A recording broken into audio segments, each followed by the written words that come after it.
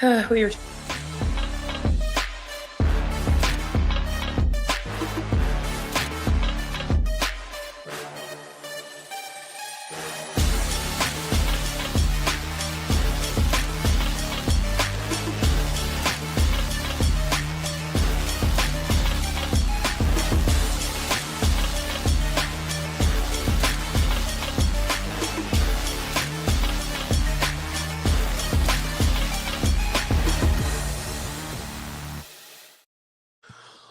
Welcome back to the WODprep podcast. I'm your host, CJ Palma, with the best host and the best MC in the space, Claire Bays, and soon to be the best announcer in the space, John Young.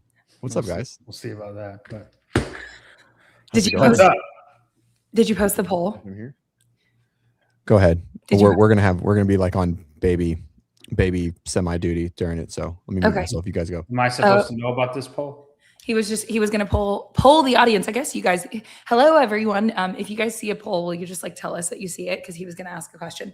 I'll let him tell you what it is, but okay. JY, did you get home yesterday or today? I saw basically next to nothing that you did all weekend due to the nature of the events. Right. But I'm very much looking forward to having the opportunity to see a bit of it. Oh, my Lanta, there's a baby on the show. Ladies and gentlemen, there's a newborn on the show. He's just chilling. Oh my goodness. We'll see how it goes. It's all right. Oh, I feel like I could hear him. Anyways, I just made the poll. Well, because StreamYard allows to make polls. So I was like, we're making one. No, Kenneth says no poll. Oh, it's not up? Darn. Camille. Hello, Camille. Show? Let's try now. Oh, there it is. Oh, okay. Cool. That's neat. Have you seen that before, JY? Mm-mm. You're like, you don't even know how these happen. You just know that Sven takes care of it. Yep. Love it. Well, hey, before we get started into the weekend stuff, I just want to touch on the fact that today over at WODprep, we launched into our summer challenge, which I feel like I could let CJ tell you a little bit more about it. Potentially, he is leaving the screen. Just kidding. Well, what I was going to say is he actually has a very aggressive goal for himself, running challenge, and it's open to the free community. So we have a free community inside of Circle, and so people can hop in there, and it's just anyway. So if you're wanting to participate in a 6-week running challenge, then head on over to WODprep and you can actually sign up for the free community, or you can be a legend and sign up for Academy if you know you've been needing to. And work some skill courses and attend some live calls and get feedback and all that good stuff. Claire's always selling, and I appreciate it so much. Yeah, we started running challenge today. It was good. Did my first day. We did 5K. We'll see. The heels are not happy. I don't think 5 miles is doable. I think I do a 5K every day, but if I wasn't already not ideal, I'd for sure do it. Think of the Iron Cowboy who did an Ironman every day for 50 days in 50 states. 50 states, which is even the craziest. Probably even more so than just the travel alone. Yeah. Mm-hmm. Takes its toll. I mean, JY, you just did a small travel over to Tennessee and back, and that probably is like you get home and you're like, I need to recover. You know? Yeah. No, I tried to work out today and it wasn't great. It was like, well, yeah, we're just gonna sweat. We'll start tomorrow. Yeah, I did my mile. I also really wanted to train today, like taking days off. But when I'm out in Syndicate, it is hot, and I am out there in the sun, out there for about 12 to 14 hours a day. So like, it is hard, and it's beyond worth it. But there's a difference between an indoor and outdoor event. And like I said, I know what I'm getting into, and I gladly do it. But it makes a difference. You get tired afterwards. Yeah, I think an outdoor event is far more draining than an indoor event. Exactly. Yeah. So yet again, the vibes of an outdoor event are different. And so there's so much perks, like we talk about all the time for the games, how CJ wants everything always outdoors for the vibes, and so anyway, love it. But yes, it is different experience. This is the way. This is the way. Which, by the way, I promise we will get into weekend stuff, but I chatted with Carolyn Prevost and Alexis about your programming, JY. It was so good. About my programming. Okay. Well, I mean, we talked about mine as well. Sure. and that conversation was relatively brief. It was just funny because it was like, I was like, well, I don't even know if they watched the whole show because they said a whole bunch of stuff that was not, we clearly talked about that it wasn't supposed to be that, I thought I saw that Caroline was in here and voted. Oh, did they comment? Did they comment on the show? They said 2 sets of lunging and one's an overhead walk. It's not a lunge. And I think you just assume it's a lunge and it's not the overhead walking event. And then 2 sets of toes to bar where we clearly said it was chest to bar. It was just it was incorrectly wrong. Right. And then obviously too much pressing. There's virtually no pressing until after event 5, and 2 sets of bar muscle ups. One's a burpee bar muscle up, one's a bar muscle up, and they're at the tail ends. I gave examples in 2017 and 2014 and 2015 of times like these, and nobody had any problems then. So, but obviously, I don't like Dave's programming half the time. It's okay to not, agree. For sure. Yeah.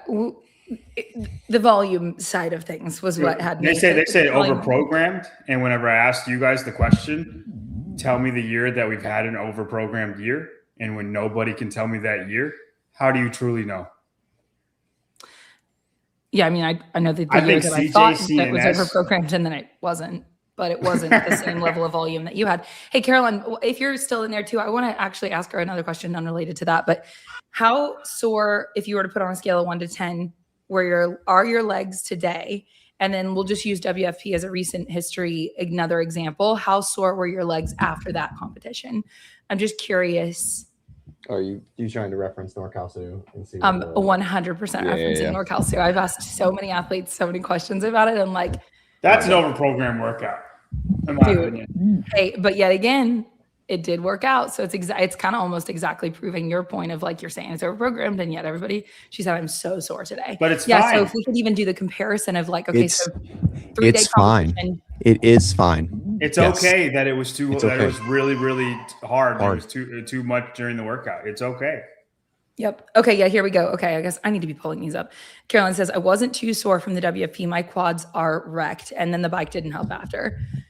Jacob said he's not super sore. Yeah, if you're not sore. So I did 100 just for funsies. What? I did 100 thrusters at 105. And I was like, let me just do it. I think it took I don't know, 10 minutes or something, 11 minutes. I just did it. And I'm a little sore, but had I tried to do 105 pounds in 6 minutes, I would be murdered. Yeah. Right. Well, and obviously I'm not using soreness as a metric for overprogrammed. That's not at all what I'm saying. But isn't that the only metric? Soreness? No. For being overprogrammed? What would be the how many withdrawals you have, how many injuries you have? Absolutely. I think all of that same's on the same go ahead. What level of intensity they're able to bring to the remainder of the events, what impact it has on those. And I think that for a lot of these guys, the ring dip event hurt the most people within a competition in regionals possibly, in 2017. Yeah. Mm-hmm. That's not overprogrammed. It's not. The 21-15-9 ring dips and dumbbell snatches with a 70.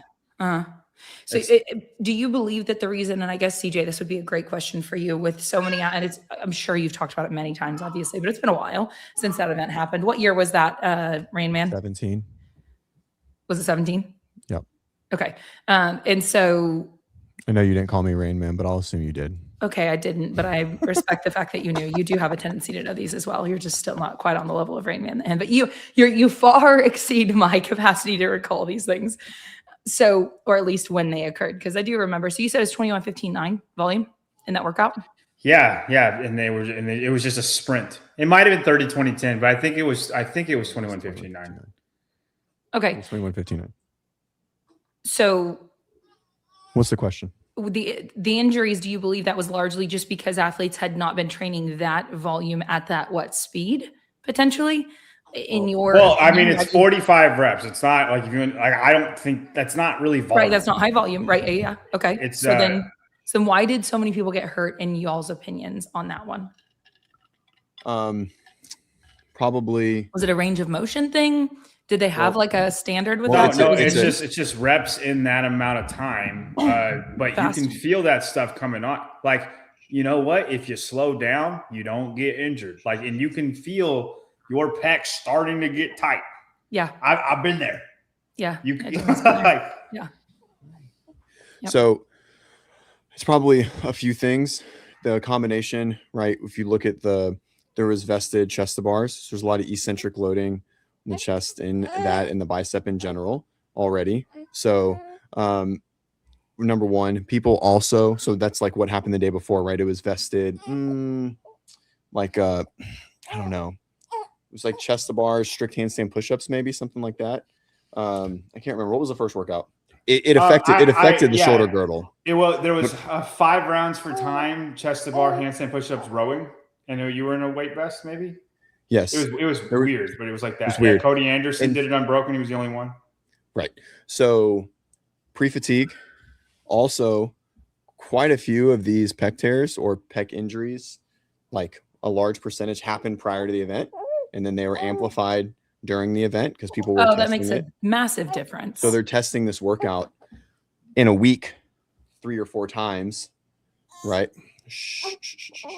So, and then there was ring muscle ups and overhead squats, which was before, I think those were both before the event. Okay. Is that right? So it was calm down. I think it was event 2. I think that was event 2 though. I mean, maybe I'm wrong in that, but I swear it was at the beginning of the competition. It was because nobody talked about, they had done the whole competition. It was I'm almost positive it was event 2 that all of that happened. Well, and it crossed out overtraining prior to. So, I mean, right there, like if it was a matter of, okay, most of these injuries that we saw were actually a escalation of a prior injury, that's a different conversation. Right. Yeah. Okay. All right. Random. All right. You guys chat for a bit. I'm going to try and get him to sleep. I'll be back. Okay. Okay. Do you want to tell us about NorCal, Claire? Oh, wow. I didn't mean wrong person. You want to tell us about he NorCal, took me out. Claire? I wish that I could take down the poll? Mm-hmm. Yeah. But they say Syndicate. I wonder how many votes total that we have. I don't know. But you can see them in the chat. I think you could probably just count. Yeah. I mean, I don't know if I want to do that. But okay, so let's see. What's wrong, Craig? You saw the stream, right? Barely, but yes. Yes, I did. Like I think if people get it twisted a little bit, especially people in the chat, that NorCal is impossible to stream. It's the internet in that area is some of the worst internet of all time. And they changed their like they switched things up to try to do better, for sure.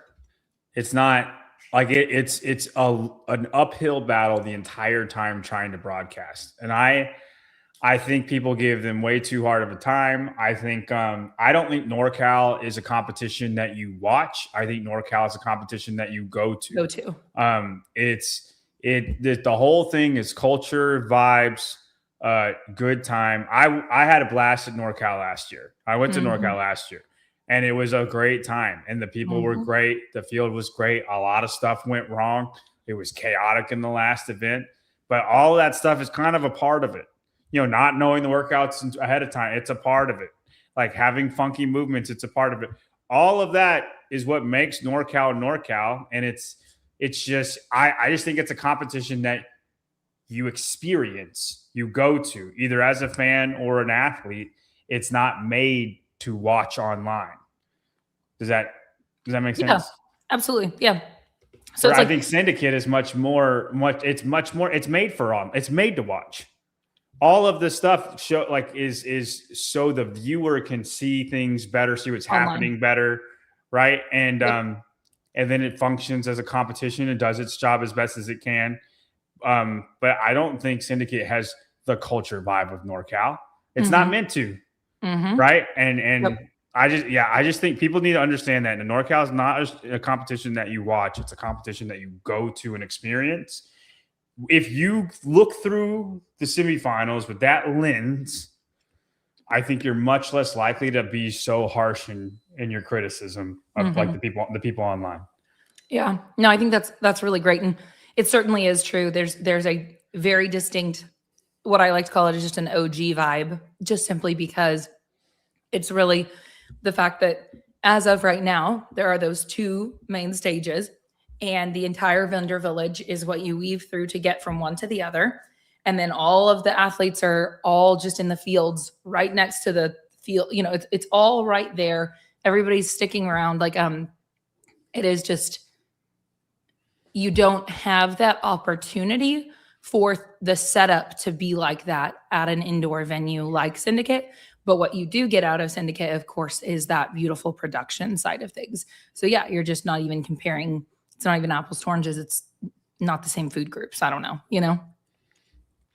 Yeah, no. And I mean, like I just think you have to, maybe it's not clear enough for the population that is going to like ingest like that, the media and like the CrossFit competitions, right?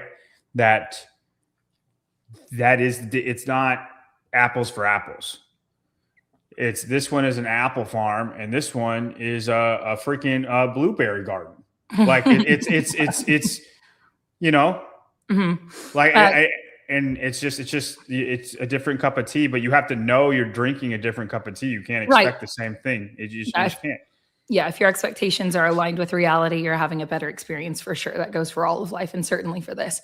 Had you been there before, Claire? Carolyn says, yes, I had. So I think that is it 8 years in? I'm not exactly sure in total, something like that. But anyway, I know that this is the second year that it's been at Discovery Park.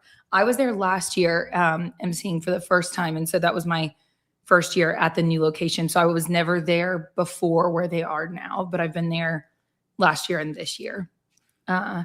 And yeah, it's just a unique vibe and it's so much fun. And really, truly, I think so many people know, okay, what we expect out of this is that we're not going to know those workouts until Thursday before the event. You know, people know that in advance. They're not getting surprised by that. They're getting surprised by the programming, but they know they're getting surprised by the programming. So yeah, no. And I think that whole thing got, twisted into a deal that it shouldn't have got twisted into. Like, for some reason, people like to pit people against each other and nobody's allowed a different opinion. And I just think it's idiotic that we have to do that all the time. Like, if you asked me my preference, I want to know the workouts ahead of time, very selfishly, so I can make predictions on the competition, right?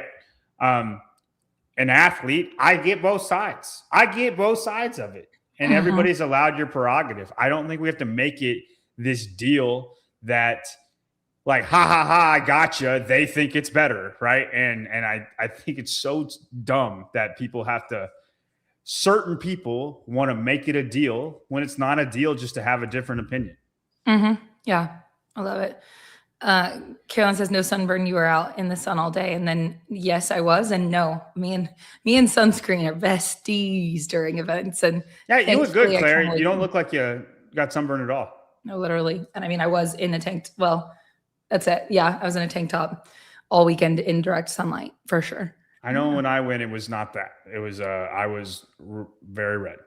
Yeah. Well, I mean, you have to, but like I've had the opportunity to be doing events and like, I'm prepared. I know what's about to go down. For sure. I know every few hours, a full reapplication is happening, the whole bit for sure. So, okay. Well, let's see. A couple of things do you want me to finish off on my couple of details about? Yeah. Tell us like stuff that only you experienced. Okay. Yeah. And then we can talk about the competition if you want to after. Yeah. Yeah. And then obviously I want to hear all about Syndicate because like I said, I literally haven't whatsoever. So I can't wait for a scoop on that. But she's a sunscreen sponsorship. Yeah, I will tell you the sunscreens that I use are definitely the like skin friendly, whatever. I mean, they're not perfect because what is it? What's the one that's like a white paste that leaves you looking purple? Do you know what I'm talking about? No. Someone in CrossFit will know. Anyway, I've tried that. I can't quite do that. CJ's over there. He can't chime in, but he knows. But it's the next level up of crunchy sunscreen. So it's not the crunchiest, but it's the next one. Zinc. There we go. Zinc oxide. So, okay. Things that occurred. Let's see. So I really want to draw, yes, obviously we're going to talk about the competition itself and who won and so on. Rachel Noel, one of the things I really want to draw attention to is just the fact that, and if CJ were on right now, I might have him pull up her account. Maybe we will later, but her best friend, which by the way, Davis is her name. And she's like a stellar athlete right now. She's into endurance sports, but she's definitely competed in CrossFit. She's a really good athlete, but she's also very clever with content. If you go over to Rachel Noel's Instagram and look at her page, her best friend just took over her page and just posted tons of stuff. And so I just think for Rachel, here was this opportunity for all of these new eyeballs to be looking at her. And of course, as an athlete, that's a very valuable thing to a brand. If they see, okay, this athlete, is gaining some attention, they're performing well on a bigger stage. Oh, wow. And I go look at their social media and she was allowing her friend to just capture, document what she eats throughout the day, getting her hair done, different, this is us before and afters, and you name it, just a lot of different variety of content and a lot of it. And I was just thinking how it was really wonderful that her friend kind of took over and did that. And then also just, I'm optimistic for her that could be beneficial to some opportunities as an athlete when it comes to working with brands and things like that. Of course, I don't know, but just, I found it it's really awesome, fun to watch. And I really was like, man, when athletes will seize this opportunity, because you have to be willing to let somebody film you when you're riding the roller coaster of being a competitor, and there is that. Yeah. I got a healthy dose of that. Not personally, but I saw like Hiller and Grant with trying to do behind the scenes things with people in those vulnerable moments. It's hard. And for the athletes to be okay with it, but knowing this is all for a greater cause. Mm-hmm. Yeah. Right. Yeah. For and I mean, Rachel didn't have very many vulnerable moments. She was in the top 2 pretty quickly and stayed there. So it's easier when you're winning, but you're absolutely right. It's very cool. Yes. Yeah, you're absolutely right. But I mean, that vulnerable moment in that last workout, I swear the number of semifinal events that I've now been at and just seen the last event just be so emotional. That last event got so emotional. Maybe that was totally internally, and it's in a unique position too, because I'm communicating what's happening on the floor, not what I'm feeling. Rachel I am feeling so just much. Imploding right now. Right. Just and I'm not expressing but man, I have such a heart for these athletes. And so when those things happen, like, you have to tell the story of what's happening on the floor. You don't just neglect it. Right. But anyway, it's just an interesting, and I'm still learning about how to do all of that, obviously, but it's tough to watch.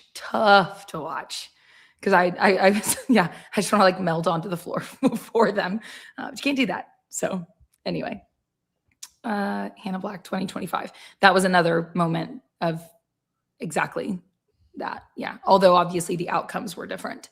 So I really wish NorCal would announce the qualifiers on the floor. I think it's a missed opportunity and a moment for the athletes. Pretty sure they find out in the back at drug testing, which isn't the same. Yeah. We have the podium where we address that as well, but yeah, they did go straight back afterwards. And I'm with you, Carolyn, that would be great.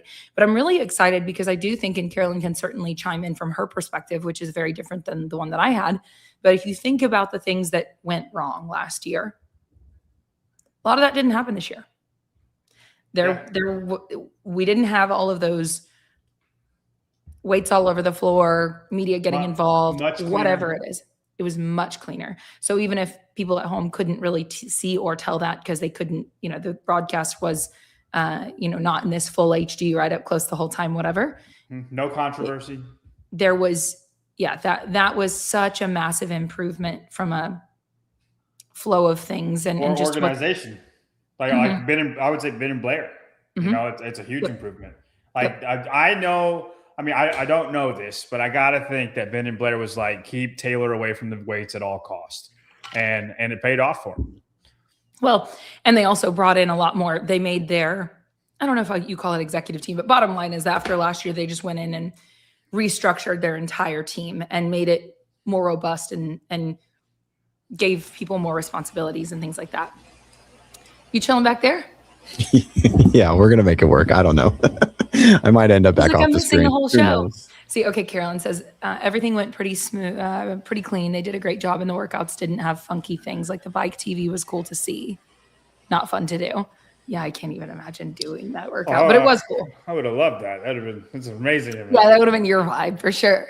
Yeah, it was cool though because I on was the so screens mad itself, that Ilya was so bad at that event. I texted Matt and I was like, brother, you gotta let me teach Ilya how to bike. Like this is insane that he's that bad. He goes, they're so much bigger, like 39th, like something atrocious. Oh yeah. He goes, they're so much bigger than him, and I go, it don't matter, man. Tadej Pogacar would murder them all, and he's 60 pounds less. Like it's just knowing how to bike. Mm-hmm. Yeah, it was cool. The screen itself with the boats that you could see, it was at an angle that the athletes could not see it, but on the athletes' C2 screen, they could see the people in front and behind them, the name of the athlete and the distance. I guess you guys probably saw that on the stream. That was really cool. No, the boats are great. I love when they have the boats. As far as like you see people ahead of you, you see people where everybody is. I haven't, Carolyn, but I'm game to try. I like that seems like a fun thing for me to do. If I do it, I'll post it on my story. Yeah, you should do that. What do you hold for that, John? Oh, at 3 a.m. tonight. 20K is long.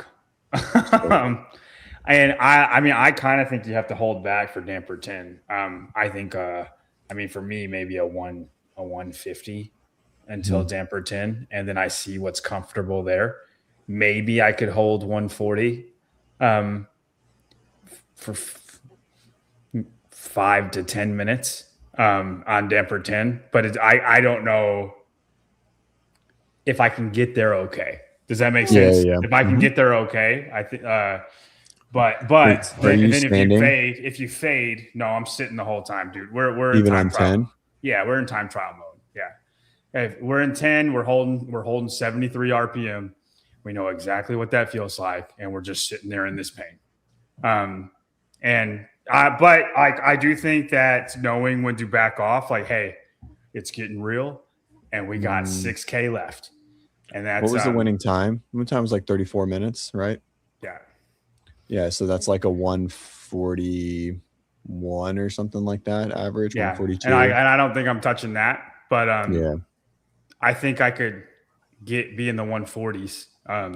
Just I'm holding 150 until damper 10, and then we're making whatever that we're finding out within that moment, and then hopefully I can hold I think 140, and then that would come out to a 145 average.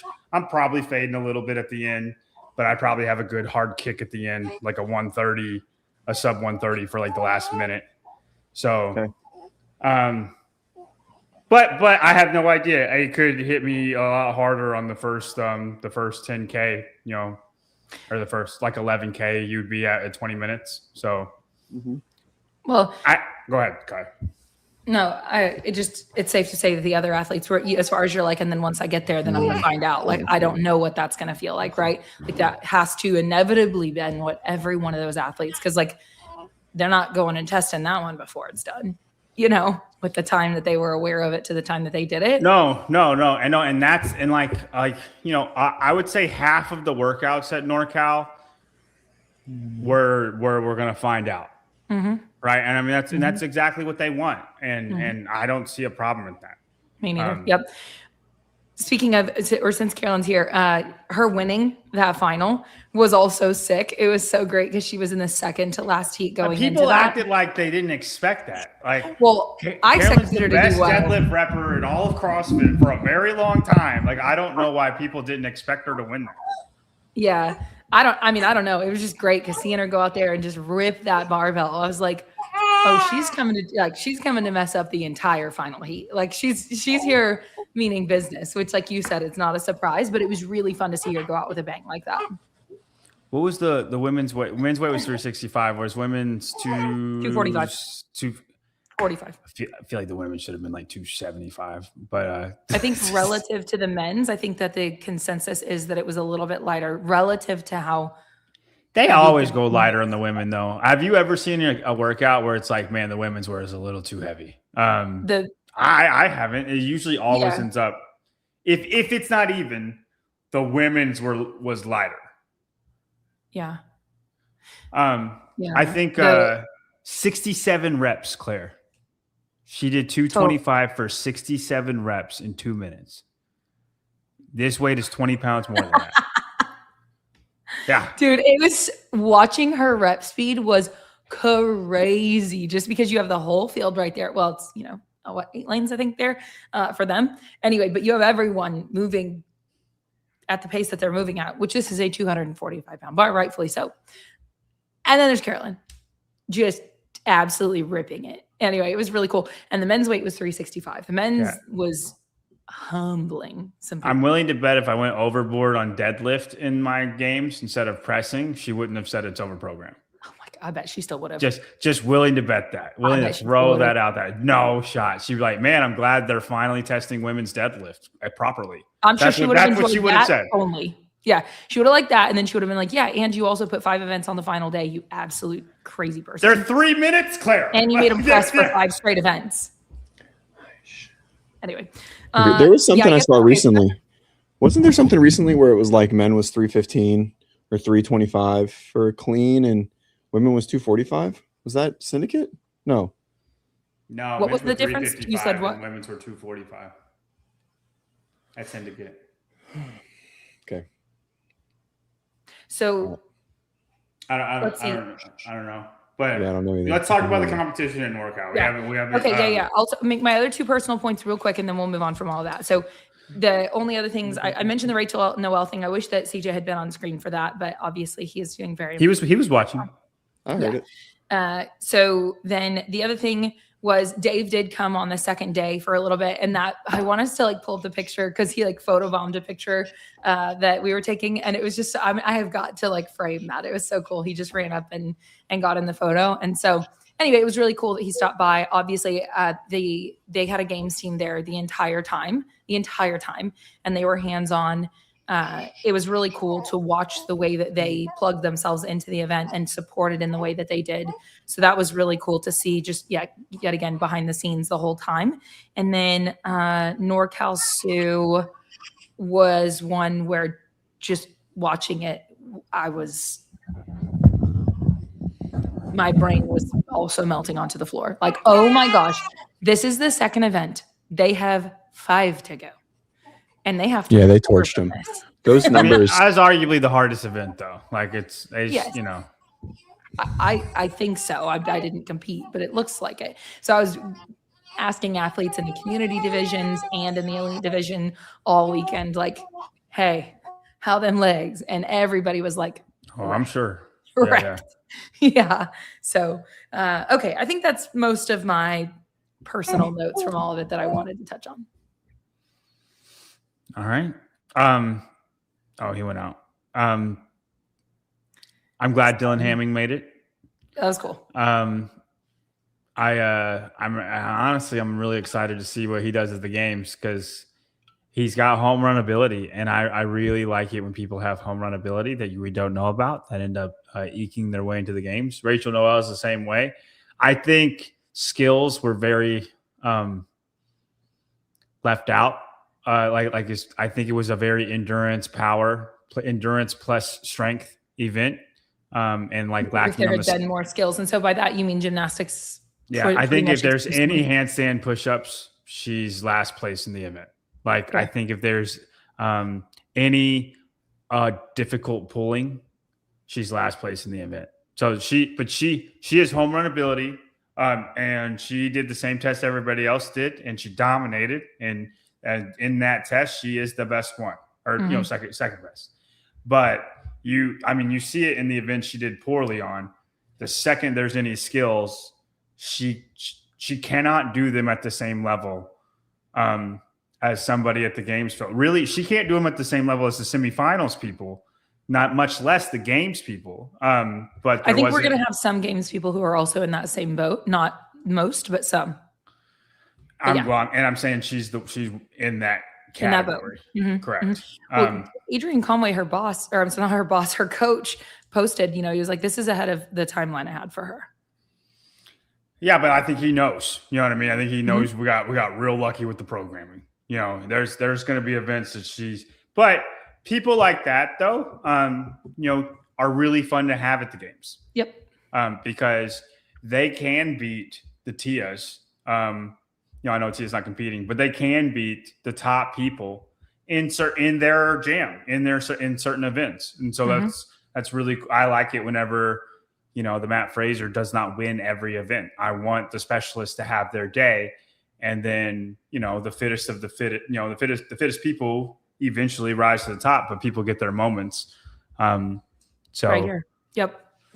To beat Gazan at some of the tests, we think she's the best. I think that four of them, but she's, you know, she's 30 pounds bigger than Gazan. Like she's Gazan, she's not 30 pounds bigger. Yeah. It's exaggeration, but she's one of the bigger girls.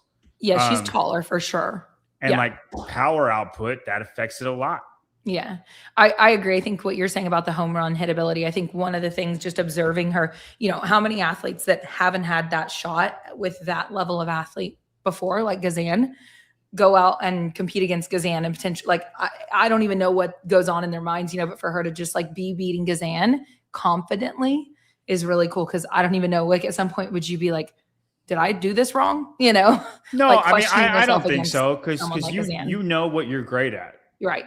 You know, like if there was a max clean and I somehow got into a semifinal, I'm not going to be like, oh my gosh, I'm beating Jason Hopper. I'm like, this is the only thing that I can beat him at, and I'm going to. Like it's, you know, I don't think she's surprised because she knows she's a monster at certain things.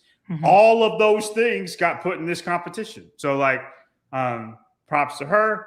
I'm excited to see her do the same home runs at the games. As far as her overall performance, I think she's gonna have a big roller coaster of a ride. Yeah. But it is, I'm like you said with the Instagram thing and her friend, I'm sure that will be really fun at the games. So I'm sure they'll do the same thing. That'd be really cool. She probably puts on a lot of followers. You know, great times. Right? That's what we want. Get it. Yeah. We love it. Yep. Yeah. I think how many do you think we're gonna have at the games this year? Not with the same roller coaster points, but how many athletes do you think we're going to have that are just kind of all over the map at the games? Yeah, like the ones that are not so consistent, that have a few home runs. And I think Dylan Hamming will be like that. Not to the extent of Rachel Noel, but I do think Dylan Hamming will be like that too. Okay. Let's see. Callum Clements is like that when he's there. You know, I know we'll talk about Mad, but he's always been like that. There's an occasional power output event where he's top 5 and then he's, you know, bottom of the barrel and a few, right? Let's see. I mean, I would say 5 or so. I don't think it's as many as you think. Because like I'm thinking through the semifinals and, you know, most of the people that have made it so far, I don't think there's been that many surprises. There's been some big surprises, but not in volume. I don't think there's been that many unknown names. So less than 5 on both, like on the women's side and I would say less than 5 as far as people who can like mess up a leaderboard, but then they're not really in the hunt because of other things. I would say less than 5 on both the men and the women, but there are years where there's nobody like that. You know, Hannah Black will be like that. Rachel Noel will be like that. Dylan Hamming will be like that. And then I'm trying to think of anybody else for the guys. The ones from Mad potentially on the men's side. That's just lack of awareness for me with those guys. I mean, Luis Cuellar is always like, he's like a Spain Chris Ibarra. He doesn't have a lot of holes. He's well-rounded. It's hard for him to make it to the games because he doesn't really have any home runs, but he's all around fit. Annual Akai, I don't think is a roller coaster guy. I think he's legitimately one of the fittest people in the world. I think he could make the games every year if he wanted to. I talked about Callum Clements. Those are the 3 guys. Gabby McGowan, Lucy McGonigal, they're pretty established. I think it's cool Gabby made it back. I mean, and kind of dominating fashion. You know, she was first place almost wire to wire. How did you feel about the programming for Mad? We never talked about that, and I did not look at it thoroughly. I think we'll wait for CJ to get back, talk about Mad. Okay. I don't. I think. Yeah, We'll, CJ's got to be like so. Yeah, we'll talk about wishing he could chime into all of this. CJ was fired up about Matt. It's hard to look at the programming whenever there's so much controversy wrapped around it. So yeah. Okay. Cool. Let's hang on to that. We'll come back to it. Okay. Sure. All right. What else about the leaderboard over at NorCal? Anything? I mean, that's basically it. Those are your Okay. those are your people. Alex Kazan, no surprise. Tudor Magda, no surprise. They were pretty like ahead of everybody. There wasn't really any. There wasn't a ton of drama at NorCal. No, no, there wasn't. No, other than Rachel. Yeah, and so the floor is pretty compact, right? Sure. And for the final, Tudor and Dylan are racing to get across. Anyway, I'm very impressed that Tudor was able to push the brakes as quick as he was and not actually just full blown like tackle me. I realized Tudor's athletic. He's athletic. Yeah, I just like felt bad because he was like trying to get across quick and then trying to like accelerate, decelerate in time to not just like take me into the barricade. And anyway, I felt bad for standing right there. Thankfully, no, don't feel bad. It was after the finish line, but I was like, oh gosh, and I moved. But usually I get out of the way a little bit quicker than that. But everything was happening pretty fast. So anyway, yeah. Okay, cool. All right, let's talk about Syndicate. Tell us about it. What I want to know about the showcase. I'm so curious your perspective on that. And then obviously, just all the things. Well, I want to give like credit to Wilson's team. I don't think they get enough credit. I think Wilson gets all of the credit. No, Wilson's a monster. He knows that though. And the team that he has that makes Syndicate happen, the breakdown and build up of every event within 5 minutes, really. The flow of things. We were never once off schedule ever. Everything is to the minute every single time. You know exactly what to expect. And the team out there, I don't know if he has a name for him, but Wilson's team is amazing, and the judges were amazing, and all of them should get a lot more credit than they do. Mm-hmm. I don't think anybody runs a better competition or organizes better or is more prepared than that team. Mm-hmm. And then obviously JR's programming is very well balanced. You can't and JR has a way of taking people's home runs away because there are two different stimuluses that are happening at the same time. And you have to be good at both of them for it to really be a home run, a la Colton's last event. Mm-hmm. And I think there's a beauty in that he is uniquely good at. And it's just very well balanced. You cannot say this person got in because of the programming, because it's so well balanced, right? So I think JR and Wilson make everything so easy to succeed. They make it easy to succeed. Spin, first time doing any type of broadcast ever. Wow, really? Yeah. Wait, Crash was a test, but yeah. Yeah, I mean, Crash was a test run, but any like major competition, this was the first time that our team did it. And I mean, we couldn't be more happy about it. I think Spin murdered it. Like his kids were doing the standby cameras. We had camera guys that just that we know, like Jose's a photographer in Houston. It takes Velen's Media. Go look him up. He takes photos for Emily Rolfe, and he helps me out from time to time. We got him as a camera guy. Ortega was one of our camera guys, and like just people who know what they're doing on the floor. And there are floor cameras, and then James and Peter are kind of like the outside for hires, if you will. And they both murdered the commentary. Peter has a commentator's voice to a T. I do think certain people just sound better when they talk. Sean Woodland. And Sean Woodland, right? And not everybody has that voice. I know I don't have a great voice for it. But that's not why I'm there. I'm there for the athlete for knowing about the athletes and saying what's happening, or before it happens, saying what's So happening. interesting because it's such a like you have no control over that. You either have one or you don't. No, for sure. And Peter has an amazing voice. I think James has a good voice too. And yeah. Mm-hmm. And I just think everybody knew their role, and everybody was only focused on their role, and everybody was willing to change, like take criticism, I guess you could say. Everybody was willing to take criticism and change things if we could make it better. Yep. Right. And it was and I don't know, Claire, you haven't like seen much, but yeah, I am like, going to go back. The poll probably speaks for itself. Like I just think it was a huge success. From the little I saw, I'm not surprised, but I am thrilled to know that it was such a success.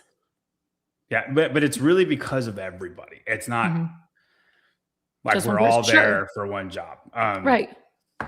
And the showcase.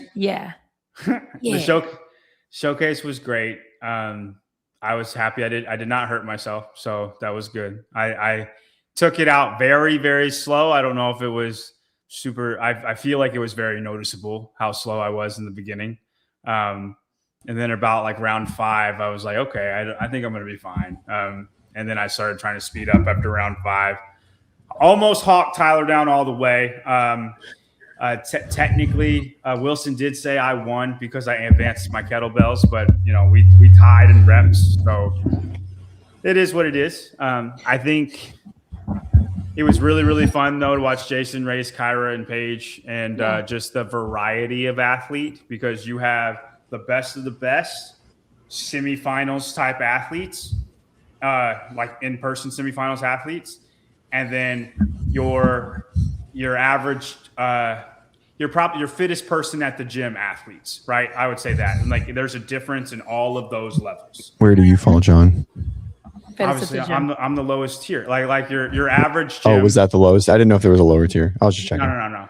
Like I'm saying your average gym. Don't jinx it. They're the fittest person at the gym. Does that make sense? Not a competitor's gym, just your average CrossFit affiliate. And see the different levels, it was like a flying V. It was very beautiful. Oh, okay, on the floor. Yeah. That's so cool. Yeah, I'm gonna go back, and I'm sure that is on the stream, right? Yes. Yeah. I'll go back and watch that. I saw a clip of it, but I haven't seen the entire thing. The addition of the pre-card with different athletes was great as well. What is this? I don't know what she's referencing. I don't know what that means. I think she's talking like what our showcase was. Like it's a pre-card fight type deal. Oh, got it. Yeah. Like it's a demo of the workout. And well, that stinks. Yeah, I didn't do that. Are you doing that? Okay, well, it's a that demo. Was just the once. It's a demo. Her computer of the just cut workout. off. She's coming back. There she comes. All right. Sick. What was that? It's like in the middle of. All right, bye. And then they did it again with the trip advisory. I'm not super confident in handstand walking yet. I feel a little bit of more of a stretch on that than I do ring muscle up. So I was told him I didn't want to do it. I thought it was kind of nice for the first heat to have an idea, because like there's some fit people out there. So like it just maybe took away the ridiculous advantage for sprint style workouts that the final heat has over the first heat. And obviously I think it's like fundamentally fair because you saw John Woods, his double unders were just the best double unders. And then he won. I mean, he ended up having a great time. Like that time was like a solid time overall. Yeah. But like John Wood competes at semifinal, like, right. He's in 11th in the, in a Syndicate type semifinal. That's what he's done before. So his wife almost made it. Girlfriend. Yeah. Yeah. Sorry. I thought they were married by now. They've been together a long time. His Zoe Warren. His sweet little situationship. Were you? Yeah. No, not situationship. They've been together for years. Yeah. Don't say it a situationship. His I thought that's where you were going. Girlfriend. No. Yeah. Fiance. I don't know what stage. His lady. I coming back to his lady. You guys want to talk about a little bit about programming, and then we're gonna get on Mad here in a minute. I think I watched actually a lot. It was cool. Bennett really got into some like fitness this weekend, which was pretty dope. And so like we were pulling the sled last week, and so he's sort of like, I don't know, starting to enjoy it, which is kind of neat. Yeah. But anyway, so we had it on, and he was like, "What are they doing? And Daddy, are you gonna be on the TV?" And I was like, "There was a point where Daddy could have been on the TV, maybe one time, and that time is gone." I was like, I might be on the sidelines yelling at someone on the TV very soon. Yeah. But Like, yeah. So, anyways, so I think my only thing was, I just don't like not testing running in this stage in general. I just don't like it. I just think it should be tested. They ran 400 meters. They had rounds of 400 meters. I know, but that's not really okay. Okay. This is I mean, funny. that's like saying TFX had running last year. It wasn't the crux of the workout at all. yeah. 100%. So There were 3 questions. By the way, this was a funny comment. Hiller providing one of the enhanced one lane of the enhanced hands was awesome. That's really funny. That's a good. I think Hiller getting no rep on his first wheelbarrow. It's fucking hilarious. Was great. I heard about that. A lot of great moments, Claire. A lot of like the Nate Ackerman heartbreak in event 5 is something to watch. Okay. His very first handstand walk, his jump rope got caught up in his legs, and he just walked the entire thing with his jump rope. No, it wasn't his I first saw a handstand clip walk. of that. I didn't. After the jump rope, his first handstand walk after the jump rope. Yeah. Which was amazing. Just tripped him up. Like No. He walked 50 feet unbroken, without it. No, he just. I mean, he blew up. He went for it. Yep. We had to go for it, and he blew up big time.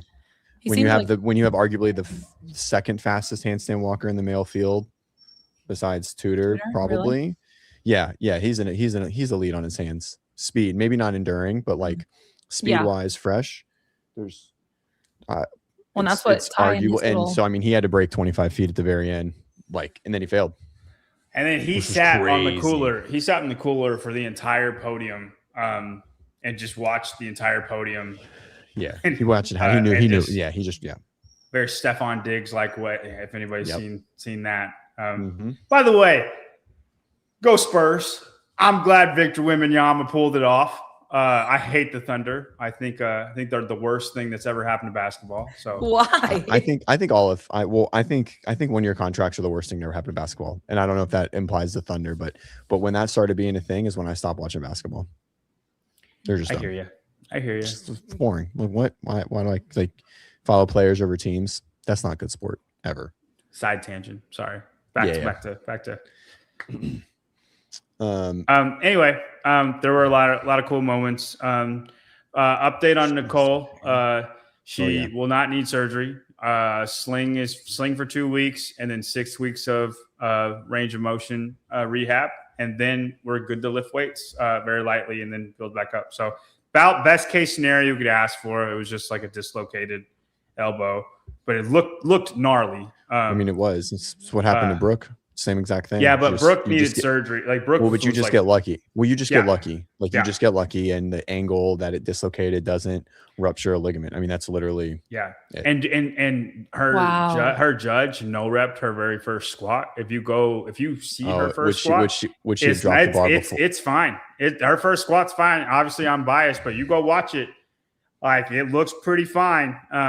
And she did that on the 8th squat, and there was only 7 squats. So I hope the judge feels super guilty. Stop, John. Take that back. Nicole's fine. It's fine. Did you guys see this? I didn't see that. I have no idea what that means. No, he did that jumping across the finish line. Oh, like pulled a gi in that ranch thing. But a little more. Yeah, it actually dislocated. Yeah. Big time. Mm-hmm. What? I can't believe he's asleep. Everyone be quiet. On a dumbbell squat snatch event and dislocated it. He's fine now. Interesting. But yeah, I'm trying to think of anything. Lydia Fish dominating. Saxon Panchik winning, I think, is a huge story. That was awesome. I actually think I had Saxon ranked the highest out of the people who rank people. I had him 5th. I know there's people who love Saxon who would put him higher, but and yeah, I don't think anybody would have thought that from him. It's fit. Mm-hmm. Yeah, no. And I thought it was awesome. I thought it was great. Well, if you think about it too, look at how close he got last year, and arguably that was Spencer last year. Saxon didn't compete compete at all. He was WFP. That's right. WFP job. Okay. I was thinking that he stopped and then did the season because he did stop technically before the season started. Yeah. Right? Then he leave. Anyways, so we haven't had him for a year. Go figure. I mean, that's what Scott did. Scott was like, I retire. And then he like made it back in a more seamless fashion than his prior year. Yeah. So happy for Saxon. And he did. It's not like he got lucky or anything like that. Like, He was fit. yeah, no. Like I said, there are people who would have had him higher, but I'm just talking about the people who rank people. Yeah, Scott loves him. Yeah, and I gave Scott credit on the broadcast when they were podiuming the men. Did they announce on the floor there? I'm assuming like immediately following that final heat, did they say who got the tickets? So they did the team before they did the women, and then they announced them right when the teams happened, and then the women happened and they announced the women, and then the men happened, they announced the men, and then they did the podium. Got it. So they announced the ticket before all that stuff happened, and then they went to do the podium. Cool. And I really think that flowed really, really, really well. I agree. I mean, I haven't seen it, but like I like the way that that sounds. Yeah. There were 3 questions we were asked earlier that they were unrelated, but let's see, what were they? Is there anyone who's going online that you think will miss out this year? Depends who you are, because Quinn Robinson is not good online, and he almost made it here at Syndicate. He's gotten so close. Yeah. Well, this is the closest he's ever gotten, but he's been getting better and better and better, and I don't think he's going anywhere. But he typically doesn't do great online. I feel like Alexis Raptors should make it online, but she's 2 different girls. If you go watch her in 2024, it's not the same Alexis Raptors. She beat Carrie Pierce in a handstand push-up workout, a very difficult handstand push-up workout. Yeah, at West Coast Classic. Uh-huh. Like literally, she's the best at handstand push-ups in the world, and she struggled at Nate in the handstand push-ups. Like and that's not something that just, I have it one time and now I don't have it. Like you're either like built for it or you're not built for it. Like there's never a time where I can't just crank out 25. It doesn't matter what I weigh. Yeah. So agree. That skill is declining for her, is what you're saying. I don't know. I'm not going to say it's declining. She's just a different person. I do not know how to explain it. Interesting. Okay. It seems so. So didn't she get fluids or something? She had something wrong day one. She's had for 2 years. She's had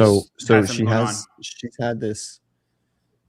She has ulcerative colitis, right? Right. Yeah. And so, and that can for sure create like electrolyte issues and dehydration and it's like all those things. But from what I heard, she was 100% healthy and none of that was happening. But she still had a weird visceral response after workout 1. Yep. And like that visceral response can be almost like fully like mentally manifested, right? Like you can just create this. And so it's almost like a learned response thing, right? And like habit, if everyone's not following, like you just build this thing of like, here's how I'm going to respond to high intensity competition because of anxiety or stress or whatever it is. And so it's, but it happened it's happened in like the last 3 or 4 competitions. And so it's super strange, but it's not unheard of by any means. It's the same as who was I watching recently? Bill Leahy has this. Yeah. Well, he just throws up before like every workout, right? No. Bill Leahy like overheats or something happens after event 1 or event 2. That happened at him in NorCal. He did it in semifinals when they had the 800-meter run and the 10 clean and jerks. He overheated and had to withdraw. He was like really, really dehydrated. NorCal Sioux, I want to say he was dehydrated. He made a post about it. I don't remember it word for word, but like just something happens to Bill a lot. And then if he ever just puts it all together in one competition, he's great. Like a games athlete, like here and there, not every year, but some years, right? Is Bill Leahy. But he has to put it together to be like that. Alexis Raptors is better than that. I hear you, CJ. She rebounded really well in the last day, right? But if I think her mental game stayed in a lot better. Her last day, she is capable of that the entire competition. Right. Yeah, she could have ran away with competition. She could beat Lydia Fish head to head. I don't know about that, man. Lydia Fish is. That's a dog. That's a dog. Yeah, like you say that, Lydia Fish will play mind games with Alexis back there if she's in the running. So, I don't want to ever. Go ahead. You guys were definitely like on the school of fish, right? Like you're just like on the train, which is cool.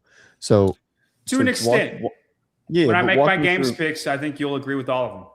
Yeah, I mean, I usually agree with what you say. I just like to push back. But so like you guys kept saying she's a dog and she's good at pacing and all of these things. And so, like, and now you're referencing some sort of like mind games. Like, is there something behind the scenes that you guys know just from like being on the ground more than just like she's just what we saw on the floor? Really fit? Yeah, I think she's smarter. I'm not talking about Alexis. I'm talking about in the moment. She can game the workout, making the right decision to for herself every time. maximize her position every time, and that is a skill. It is a skill. It's not like, and I don't know if you can learn it. Some people just have it, and some people don't. Your coach can help you with it, like he can do it for you. But you know what I'm talking about, CJ. There is a skill in the last 2 minutes. In the last 2 minutes to optimize your position against whoever you're against, and over the entire competition, it adds up. And on top of that, she is very good at pacing. She is the fittest she's ever been. She is gotten stronger. Max out event, still going to be bad, but has gotten stronger. The fact that she got third in Legends is kind of scary because that's made against her. You know what I mean? Yeah. But I really think she is just a lot smarter than a lot of the competition. Fikowski is the same way. She's not as calculated as he is, but I'm talking in the moment, sees what's happening, and can optimize the last 2 minutes of an event better than everybody else. Lucy Campbell's like that. Like they're, and then on top of that, the ability to hurt enough to make it happen when you need to. I think that's what I'm looking at. Is like, is it like, not to say that she doesn't have these like cerebral skills by any means, but is it just the fact that she's willing to be in a different, I don't know, like she just digs deeper, like is that it? Like, is it just, I think she's better at pacing. Like she's been most, and so she has more left in the fish tank, if you will, to give in the last 2 minutes. Because if you're holding a little bit back, then you have more than somebody who's, win at 95% when you're going 90. There is no kick, and she has a kick, right? But it adds on to each other, and it's not like something that just happens in one event. It's across the whole competition, being disciplined, being smarter in the moment, being able to game it at the right time, and optimizing your points at every single position. People, who doesn't do that? Austin freaking Hatfield. He does the opposite. He's so good, and he does the opposite. Like he works against himself. And he's good enough that it doesn't matter half the time. But I'm talking, it's a skill that she has it better than almost everybody else in the field. When you talk about all those different components, it makes me think of like you're playing checkers versus like chess is somebody who's just running their own race, like I'm just staying in my lane and not paying attention to what's going on around me or whatever. And I've never competed at this level, so I'm not going to speak to like what's best, but it sounds like you're saying she has the ability in real time to process many different pieces of information and use them to her advantage. I think this is just like coming from experience. I was never really great at this sport, but I was really smart at it. Like it was just really like I could optimize every bit of a little talent that I had. Well, you've been able to do that with your athletes. Yeah. And so there is something there, but I think there's I think that also comes down to the fact that her pure fitness level and the X factor, which is her ability to be in a lactate threshold or beyond a lactate threshold, which is a measurable thing that some people just don't have. Like they can have a high one, but some people can operate past it, right? And they can just continue operating and at higher pain levels and higher discomforts. And so, we're talking about this last 2 minute thing, like, it's her ability to get there with something in the tank versus very Rich Froning like, right? Like, sure, Rich never looked like he was moving fast, and he was always last, but it never slowed down. And at the end, he was always able to just hawk them down. And so it's the same thing. And so I think there's You just, see it with Whip, like the Mayhem teams. yeah, Like that's their calling card. Like Mhm. they will break 49 toes to bar into sevens and still beat you. Right. While you're going 49 unbroken. I think there's Right. an ego thing with that specific example as well that plays a huge role. I had an athlete competing at NorCal who did NorCal Sioux, and getting muscle ups and doing them really well was like a big thing that we've worked on. And I was like, you have to break them 3-2, and she's like, but I don't think that's a good idea. I'm like, it's the best idea. I was like, it's the best, and it's not even close. She's like, but I can, everyone's going to come out and do 5 muscle ups and then 15 thrusters. I'm like, yeah. And then you're going to walk them down over 12 minutes. It doesn't matter. Yeah, it doesn't matter. And so pushing your ego aside is, How did that go for her? it was great. She got like 3rd in the workout, which was awesome. Yeah. Or like Nate's. I think I know who you're talking about. Nate, like the workout. Nate is a good example of that. I told Nicole. Great example. The perfect example. Yeah, I told Nicole we're going 150 rounds. If you finish before 150, then you're going to sit there and wait at the rinks until 150, and then 340. 150 rounds is finishing that workout. Mm-hmm. Now she came out and did 2 rounds of 3 minutes and got blown up and effed everything up. But we did it in training at 150 rounds and finished the workout. Mm-hmm. And like she knows, she just got excited and it happens, and she's new. Yeah, of course. It's a little lecture, but like if you're able to just hold yourself back, let everybody go, your best score is going to be there at the end. You've done it in practice. Like it's yeah. You just got to be convinced that your last 25% is more important than your first 25%, right? And so that's JD's question. This kind of rolls into JD's question right here. Had Nate run his race on the handstand workout, would he have made it? Probably, right? And I think if Nate takes Ty talked about this. Ty literally, like, I think it's on Hiller or something, I'm not sure, but he talked about it and was like, I know Nate's so good, so I just have to like know myself and do exactly that. Ty's another one that's very disciplined, and Yep. he's going to run his race, and he doesn't care about what anybody else is doing. I would say, like, listen, I think Nate coming out hot and having a lead because he can is not a dumb decision. I think for him to race it in the end, whenever you're blown, you have to be able to feel it. Like you have to be able to feel like it's going. So like he came down at 25 feet. So he already knows it's going. He came down at 25 feet before he missed his rep. At that point, the race is done. You have lost the race for first. You sit there and you shake and you look around and see if anybody's by you. And then you wait an extra 10 seconds and then you finish it. And then you're going to get 5th place and you probably end up with a game spot at the end. But he went right after them, didn't make it, and then he got 24th place or something, right? Because of it. Mm-hmm. And that's being smart in the moment. That's a mistake Lydia doesn't like. She ain't gonna make that mistake. And I want to answer this question. Oh, you might have clicked. Yeah. Is it innate or did a parent help her develop this? I personally think it's innate because there are so many people who are really, really fit that are so dumb. And it shows in competition. Khalipa would always say Neil Maddox beat him at home 80% of the time. But as soon as we competed, Jason always won.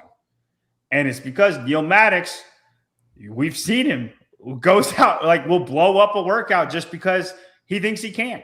And Jason Khalipa didn't. And I know Jason Khalipa is basically a golden retriever in a 240-pound body, but in competition, he's able to optimize his workout to the best of his ability. I think that having that mental process, because I think it's just being smart or having a workout IQ, if you will. And right. It's CrossFit IQ. Right. And regardless of fitness ability, you can be not fit and still be smart. Yeah. Like it's just, yeah, go ahead. You can develop that IQ. You can to an extent, but I really think you will either have it or you don't. Claire, after coaching so many people in this sport, I think some people can, like I think some people can do it really, really well. Like come in and And- not have it and be taught and learn it. Yes. I think some can learn it. Okay. I think some have it innately. And I think there are even more that can't figure it out. Maybe innate, they just figured it out before they showed up to you. It's not that they had it all the time, but they developed it before you found them. Oh no, Claire, you have this in sports. I think sports helps with it a lot. Right. I mean- so they developed it in sports. No, I'm saying it shows up in sports. Yeah. So Where they developed. Claire feels like some people can get better at it, and I'm not saying they can't. I think there are more people that are just fucking terrible at it, and they never get better, even at the highest level in our sport. Like even at the highest level, I think they just can't figure it out. They can't get out of their own way, and they can't not look at work. I'm like, oh, I can do this unbroken, right? Or like, oh, I know exactly, like I know exactly how this toes to bar, double under, row, burpee is going to feel in every single rep. There are some people that they're just fitter than they are smart. And so they go really far, but they just can't figure out how to optimize that workout for themselves.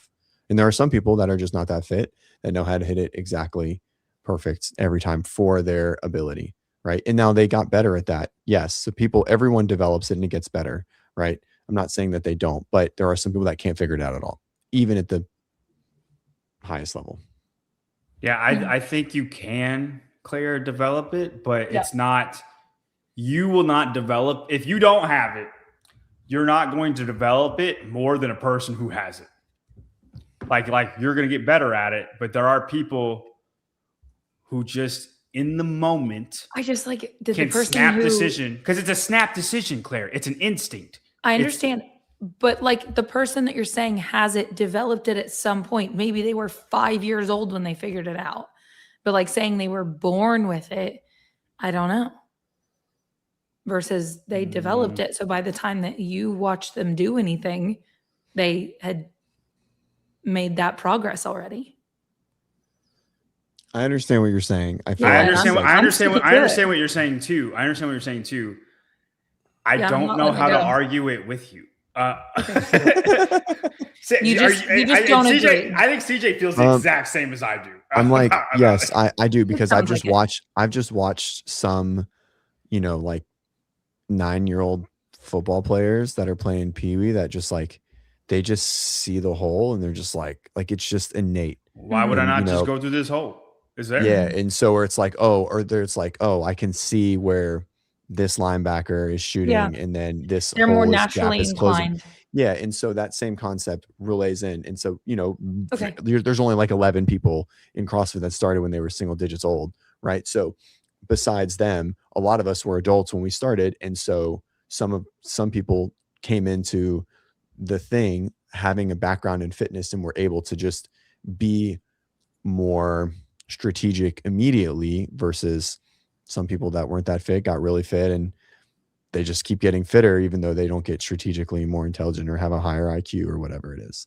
So yeah, it's an interesting thing to chew on and think about. Like, is it, people are more innately gifted to have that. Mm-hmm. I think it's go ahead.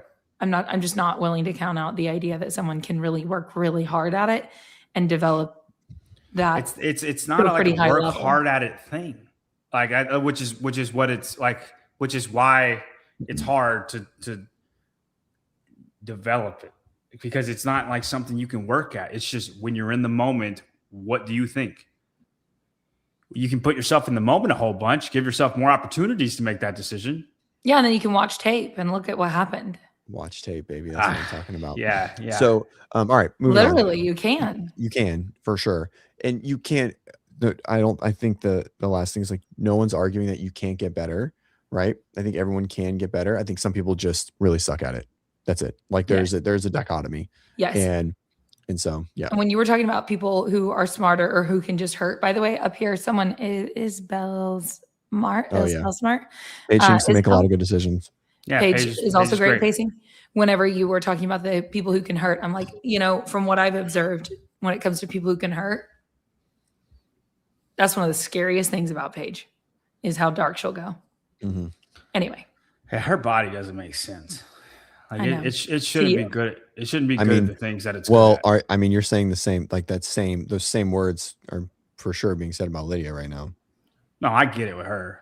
I don't get it. I mean, with she but just Paige's looks like body's not meant to be good at pressing, and she's a phenomenal presser.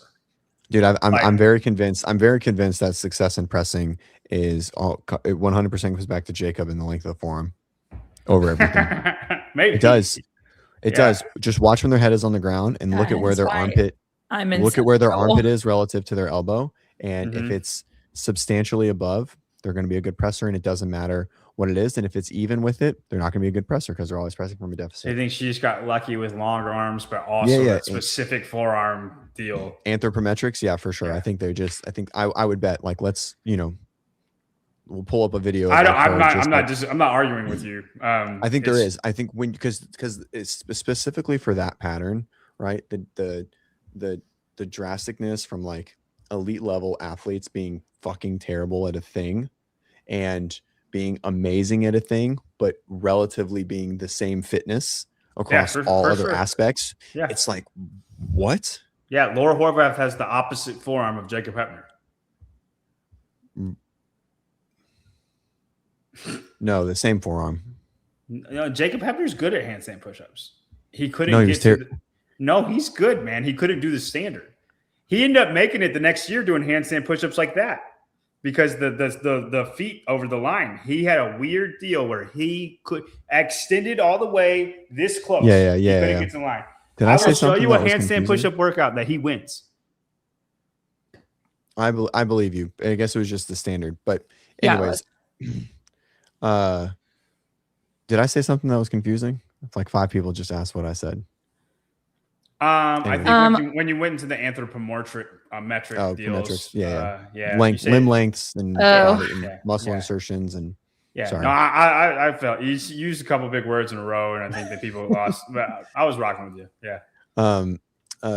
Okay. Are we moving on? Yeah, we can be. I'm gonna put the link yeah. to the run challenge. I had somebody ask about it, so I'm gonna put the link to the run challenge in the chat. Kind of unrelated All right. topic. Do you want to go to Mad? Do you want Let's to go say to what Mad. you know? Did you say everything you wanted to say? We didn't talk about like the leaderboard overall for Syndicate. Surprises, anything like that? Heartbroken for Janie. I think she'll make it eventually, whether it's next year or the year after that. Lydia was in this boat 2 years ago. So she has a very good team around her. And her rate of improvement is pretty good. So and I wanted it for her, but you got to give props to Danielle. She pulled it out. She did what she had to do and she pulled it out. Yeah. Well, and by the way, she was also saying in the video, like of her being really emotional, which yet again, you talk about how cool it was that like when athletes can let the camera be on them when it's not going well. And she was talking about how she was just so hot, overheating, so hot, and you guys are going back to Alexis, which I guess that's a thing but like she was saying, I feel like I'm sweating more than everyone else. I don't know. I have total tangent. Did you see Torres's stories after Syndicate? No. He said if you're training in a gym that doesn't, and so this is very indicative of for sure why Dallin left, by the way, Tailwinds and went home because Tailwinds is not air conditioned. And so basically Torres says you have to train in an air conditioned gym to train for the CrossFit Games. He said. What was his post that he made? No, it was a story. So he had a bunch of questions, and I What's do his appreciate reasoning? because you can't you're always fighting against an increased stressor, and now because the Games is inside, it's unnecessary. The heat will basically make you operate at 85% or whatever. That's not So what the he said. year but the that's year what he that we means. do go outside, you're effed. Fucked big time, 100%. And so, Well, Marissa trains in a gym that's not air conditioning. Torres, watch what we do at the Games. So, I mean, I have my opinions about that, but it's interesting because when I want to know your opinions. Well, I think heat training is very important just in general. But I don't think it has been important for 4 years or whatever, 3 years. And so if your goal is no matter what anyone says, and even what I say, volume is still king over everything, even intent. Like you have to do the thing a lot to be really good at the thing, right? That's why powerlifters only powerlift. That's why endurance runners only run long, right? Because the more exposure you get to the thing, the better it is. And so in theory, if you're working against heat, your your total capacity is going to be reduced, especially if you're in the South, and drastically, right? So total volume that you can tolerate, all the stressors that you're going to normally have with whatever your 20-minute AMRAP might be at that time, when heat is playing a role, you can't be intense with it. And so if you come back to Charlie Francis, who's a sprint coach for Ben Johnson, if the goal is to learn how to sprint better, you should always do it fresh, right? The goal isn't to be able to just do 85% 100-meter sprints really well over and over again. It's to do one really amazing, right? And so if you take that same concept and it's like, yes, doing heat training will certainly improve your tolerance to the totality of the weekend, but it's not going to help you move fast within a certain piece, right? It's always going to have you starting at 90% and then working your way down. And so I understand that it makes sense. I do think that it can create a disadvantage if we ever do end up back outside big time. So I think people should apply that towards strength training. I think that's lost on CrossFitters. Say that. Okay. So explain. CrossFit inherently does more volume than every other like methodology, right? In totality. And like people can't get their head around not doing very much volume in lifting.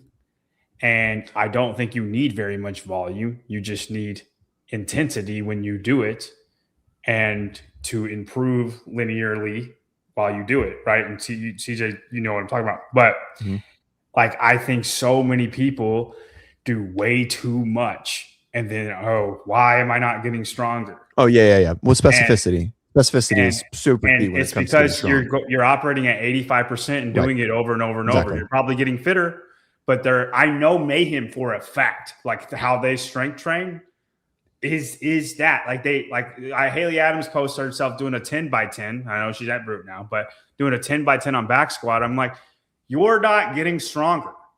You're just doing what you like. You're making yourself, I guess, your legs more endured. You don't need that. I think that what you're saying, what Torres is saying, should be applied to strength work. Yeah, 100%. I want to respond. I agree without a doubt. I want to respond to this. Jacob Matthew Seymour says it can. I'm assuming this is training in heat. Probably. Okay. It can also reduce by the looks of the intensity such that you can sustain more volume. That's not true, because you don't reduce the intensity. You just reduce the effort, but the intensity stays the same because there's an additional stressor added in, right? So think about a recipe, right? So you went in and you're like, oh, I spiced it up, but like you just didn't add salt. Well, you can put a lot less in there, but if you just add the salt in at the very end, it's still going to be salty, right? So like there's, so yes, you move at a slower intensity, or a slower effort, but that intensity, relatively speaking, because there's an increased stressor in the building, is probably still the same. So you can't really sustain more volume. At least that's how I view it. And then the joints thing, I don't know. I mean, sure, yeah, it feels better, but it's not like there isn't an actual measurable objective of training in the heat versus training in the cold. As far as like joint health and things like that, or injury prevention at all. Like there isn't anything there. But yeah.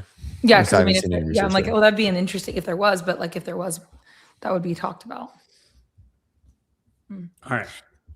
We want to talk about Mad Fitness. Do you want to start, CJ? Do it here. Let's say the winners, and then you can start. All right. Are we going right into it? I think we should, because I think we're going to talk for a while about it. Yeah. Okay. So, did Grant post this video? I don't even know. Grant hasn't posted a video. I don't know what you know, so I don't know if you know what I know. Okay. All right. So the winners were Annual Akai, Luis Cuellar, perfect, and Callum Clements, an all Spanish podium for the men. Elite women, Gabby Magala, Lucy McGonigal, and Ella Wilkinson. Congrats to Ella Wilkinson. First time to the games. Congrats to you, girl. I think I follow you on Instagram. I've seen some of your stuff. So either you keep popping up, or I follow you. She had a crazy weekend Qualifying with a 24th in a workout is bonkers, by A the roller way. coaster. Yeah. Gabby and Lucy, I'm so happy you're back. Different circumstances, but like you guys will be, you know, you might want to stay tuned for the next mountain episode. That's all I'm saying. And I mean, it was a good fight. I mean, you're from first to sixth, it's 40 points. It's awesome. What it was like, I mean, I know Gabby didn't lead the whole weekend, but after event 3, she led the rest of the weekend. Lucy, it felt wire to wire. Yeah. And Lucy climbed the entire weekend through the last event, I think, to get to the podium. I think she was second from after day 2. I mean, she had a 17th, but I guess she went first. I know. First. Yeah. But I'm almost positive I saw her name at the top after day 2.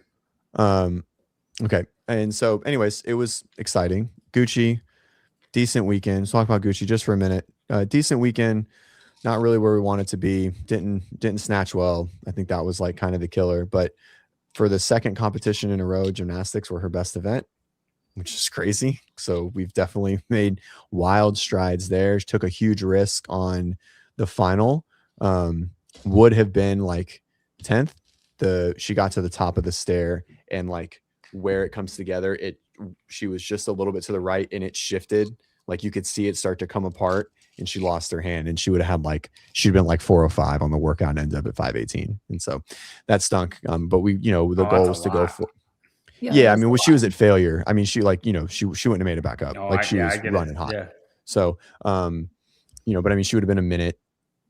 She'd been almost 20 spots higher, right? She would have been like 10th or something, maybe 12th. And then she would have finished like 15th or ish with that difference. But, and then, it just didn't snatch well. And so those were the two things. Probably could have, with a little bit of here and there, 13th, 14th, something like that, but finished 19th. So overall, good weekend. She's going to get ready for team semis this weekend, which those workouts are terrible, but that's not part of this show. Okay, that's a Friday show. That's a Friday show for sure. As they start, they're just the first comment is, "Did ChatGPT make them?" And it's like they might have. They're programmed them, I thought. They're just boring, man. Anyways, all right. Boss program quarterfinals. So all right, we're moving on. Okay, so I get a call, or I get someone lets me know. Gucci and John, they're like, "Hey, something weird just happened. Yona finished the workout in whatever placing. Okay, so Yona gets 5th, or he got 4th in the workout. Okay, in Calatrava, right, the final. Okay, and so at 4th, it's 2 points. Callum Clements, he ties, or he's in 3rd. Okay, he knows it. It's done. He's getting tested, and then all of a sudden, they announce it, and there's a leaderboard change, and there's an all Spanish leaderboard. Annual Kai, Lewis, and Callum. Okay, and then Yona has a 5th place at 335. And so, strangely enough, Fabian Benito has a 334.45. Can you pull it up? The only athlete of the entire weekend that has a decimal placing finish. What? And there's no decimal. Look at all the other ones. There's ties. So there's ties. There's ties throughout the weekend too. Okay. That don't have it. All right, what are we doing here? That don't have a decimal place finish. Okay, right here. So here, boom. Can we zoom? All right, zoom in. So we have a tie for first, 722 and 722. Okay, so there are ties. There's no decimal place finishes. There's no decimal place whatever. Okay, and when you go back to the stream, Fabian Benito finishes at 343. That was his time on the stream. So he got whatever, 7th place. Okay. So there is Yonakoski loses by 2 points. If we look right here, he loses by 2. He would have been tied. He would have lost the tie break, but he would have been in 3rd. And all of a sudden, Fabian Benito has 10 seconds given to his time, 10 seconds, 10.44 seconds specifically to push Jonas' score down 1, Callum Clements up 1, and so on. And so, you know, it's in Spain. There's an all Spanish leaderboard or all Spanish podium. Good for them. All these guys are fit. I don't want to take anything away from anybody, but it's just really sketchy. And then there's other rumors of reps being given back on judging, which is explicitly in the rule book that calls on the floor are final and can't be argued. Things that can be argued on the floor are times across the line, total reps done. Okay. And then there are rumors of people doing more double unders, but then being given extra reps on the sandbag because they did more double unders. It's like, oh, well, they took away a couple seconds, so we'll just give you an extra rep because it's not a timed workout. It's a rep count workout, like an AMRAP, right? And that's never happened. That's not a thing. People just don't give reps that weren't done, right? So it's just like the rumors very sketchy. Is have you been told anything else other than rumors? I mean, you know, can you pull up the video that I just sent you guys? Where did you send it? Text message? Text message. Go to 337.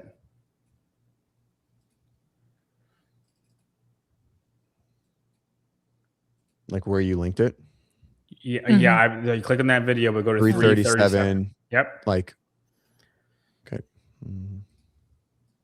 All right, so real quick. Yeah, leave it big. So Annual Akai is 2 reps ahead of Callum Clements. They are side by side, right? Annual Akai's on the right. He's got 1 finger in the air. His judge has 1 finger in the air. He's got 1 rep left at 30. Callum Clements has 3 reps left at 30. Pretty clear as day, right? Yes. Plate. Go. Quayer's looking for the event. Take the sound off. So Annual Akai's done with 30. He sneaks the one at the very end. He has 29. He was 2 reps behind the whole time. It says 29 on there, right? Pretty clear as day. His judge had 1 finger up at the end. If you want to go back 10 seconds, I just want to say that he looks fantastic. Yeah, he looks. Annual Akai's going to be great. What are we doing? Guys, bonkers. Go back and like pause the screen. Look, so that's the end. You see the judge has 1 finger in the air for him to do 30 because Annual Akai just did this rep, right? Play, CJ. Like that's it, right? He went to 2 and then went to 1 when he completed that rep. It's 29 on the screen. CJ, go to the leaderboard again.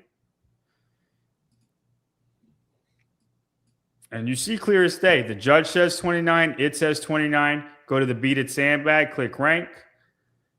Callum Clements gets credit for 30 sandbags, which is the difference of 3 points. Jonakoski lost by 2 points. If Callum Clements gets second place at 29 reps, which is what he did, which is on the field, what has happened? The judge says it. He says it. There's video evidence of Annual Akai doing 30. It could not be more clear that he did 29 reps. He would have 97 points. Jonakoski would be 3 points higher. Now, if he appealed and they said he did more double unders and he got 1 more sandbag because of 5 double unders, like CJ said, that has never happened before. I've never added reps. And right now, and listen, I've heard some things from some people that I'm not going to say their names, not Grant. I would say if it was Grant. I think it's clear that people need to say, like, you know, if it's Grant, it needs to say that it's Grant. No offense to Grant. Grant's great. When Grant gets a hold of something, he wants to investigate it. He never stops. But a handful of double unders, he appeals. He gets an extra sandbag rep that puts him ahead of Jonakoski in the leaderboard. 100%, I think that's the most egregious thing that I have seen within a semifinal. And then, you know, and I asked somebody, I was like, now I also think if the flag color was in Spain and say the shoe was reversed and it was Jonakoski, this wouldn't have been made a big deal about and we wouldn't have caught it, right? Because the Spain thing. Well, the catch was the decimal points in the final workout. For sure. There's multiple things, right? But I think if Jonakoski, and I have another athlete, not athlete, but another source that says an athlete that was not of Spanish descent appealed for the same thing, and he did not get an extra sandbag rep. So only Callum got that extra sandbag rep. Yep. And he didn't do it. So here's the thing. You can't get credit for work you didn't do. He is appealing the extra double unders. They gave him an extra sandbag clean. He didn't actually do 30 sandbag cleans. Right. I was talking to somebody and I was like, well, if he appealed a sandbag clean, like, and he did 30 and he's appealing a rep, right? Then that's like, I think he got cheated. I think he got gypped. It's hard to argue, and that's just what they did, right? And like, I feels dirty, but that's what they did. If he appeals double unders and they gave him a sandbag rep, then this is like one of the worst things ever, I think. Yeah, for sure. It's super sketchy, right? I hope they. And it's clear as day that he did 29 on the video. There's like the ring muscle up thing. Like, that feels fishy too. There is no video, right? We can't prove that his reps were good or bad. Right. And so like he could have gotten no rep there. And they were, and they took him back. And so that 10 seconds is possible. Decimal points. And it does end in a tie. And I get all that. It ends in a tie. It doesn't matter. This is 3 points. Right. It also would mean the tiebreaker would go to Yona, but it wouldn't matter because the points wouldn't be tied, because part of Callum's tiebreak is that first place. And if it's not just one event, it's 3 events where something like weird is happening, all in the favor of Spain. This is the only one that there's like clear as day evidence. And if it's true that he appealed double unders and then they gave him an extra sandbag, that is it's cheating. I think it's bold-faced cheating. Mm-hmm. If that is what happened, right? And I'm hearing from multiple people that is what happened. It's not he appealed a sandbag. What do you guys say? What do you guys say on Spin all the time? Allegedly. Allegedly. Yeah. Well, I think if Yona Koski appealed the double under thing for an extra sandbag, he wouldn't get the rep. I'm quite curious what Yona and thinks about all of this. That happened. Another athlete from a different country appealed double unders, the same thing that Callum did, and they didn't give him anything.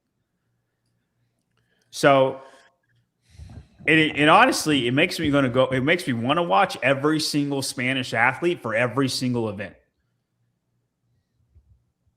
Because it's 3 different things. This is the only one where it's like, this is the only one that I think is like really egregious.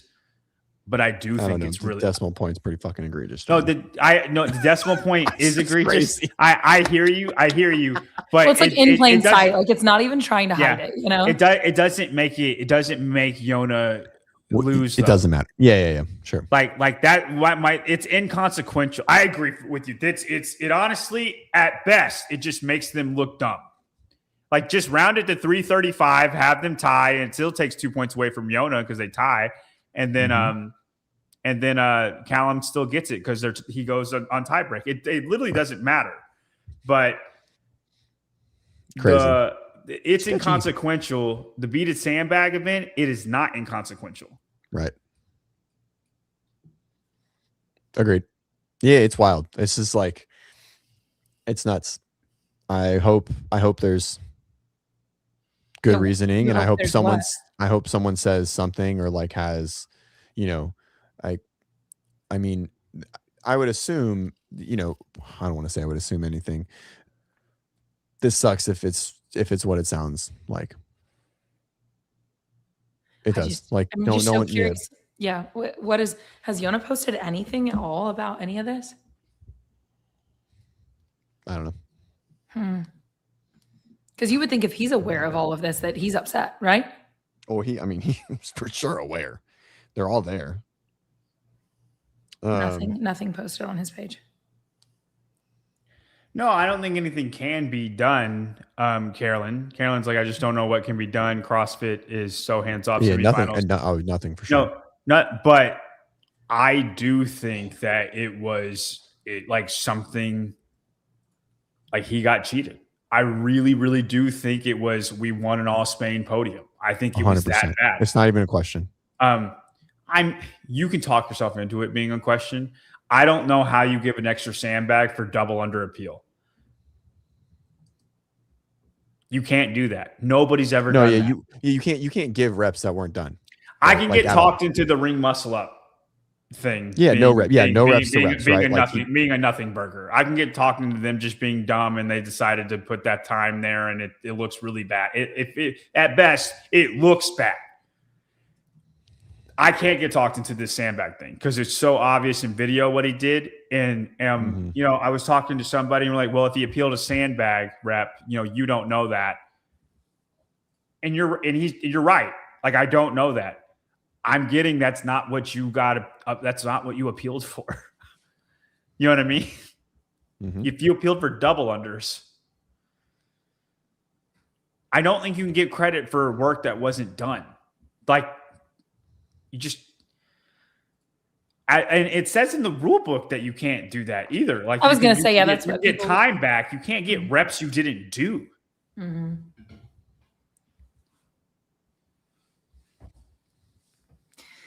Okay. Wild. I have no words for this because Nice. I haven't seen any of this other than what you guys just showed. And that looks not okay. It looks not okay from everything that's been presented just now. Oh, I agree. Don King. Don King is the new director of the games. That'd be wild. And right. and if it wasn't that, then Spain 100% or the Mad Fitness Festival, y'all need to come out and say exactly what it is because that's what it looks like, and that's what I'm hearing. I'm not the only one hearing that. A lot of people are hearing the same thing. It's all there. Every story is corroborating what that is what happened with people within the room, not hearsay or coaches or whatever. Like athletes. Yep. Right. Well, athletes brought this to both of your attention, right? Correct. Yeah. Yep. So athletes brought this to you guys. And then if you go look online at, some of the posts on the Mad Fitness page, people are talking about this in the comments. I don't know if it's still there, but earlier, whenever I looked after it was mentioned earlier today, there were comments about this. So. Well, I hope something gets said. I'm excited to hear more about it. Okay. So you weren't here, CJ, online semis. Someone I was always here. Yeah, you were just in the back. Vicky way earlier said, is there anyone that's going to do online semis that you think will miss out this year? That's a John question. John already answered it. Okay. I think with 7, I think you have like probably 3 or 4 that are for sure, but someone like Nate Ackerman can miss out. There's plenty of people. There's arguably 15 to Nate's 20 a good name that can miss out. I think he's a way more in person than I wouldn't even want to make it online. I get it. It's the games, but I hate online so much. Mm-hmm.